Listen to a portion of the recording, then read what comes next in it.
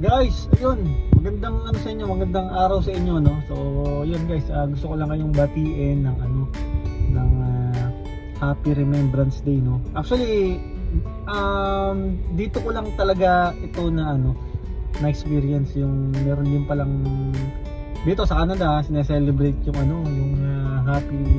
Remembrance Day nga. So, holiday yun. Actually, ko yun sinearch ko yun kasi ang akala ko, kasi pag sinabi mong Remembrance Day, kumbaga yung pag-alaala mo, no, or paggunita mo nung mga nakaraan. So tinanong ko siya dun sa isa kong kasamahan na ano ba yung celebrate kapag Remembrance Day dito sa Canada nga. So ito lang pala ang sinabi niya.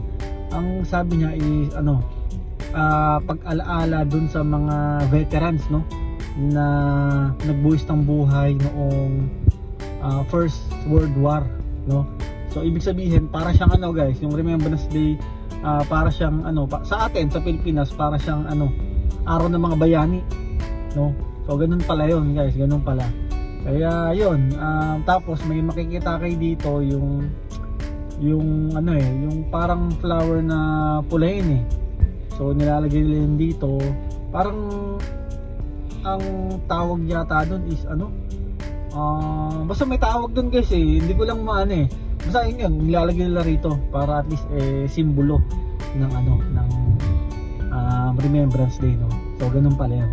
So guys, muli sa mga nandito sa Canada yon or kahit saan, kasi lang naman, pares lang naman po sa atin sa Pilipinas nang sineselebrate ng mga araw ng bayani, no.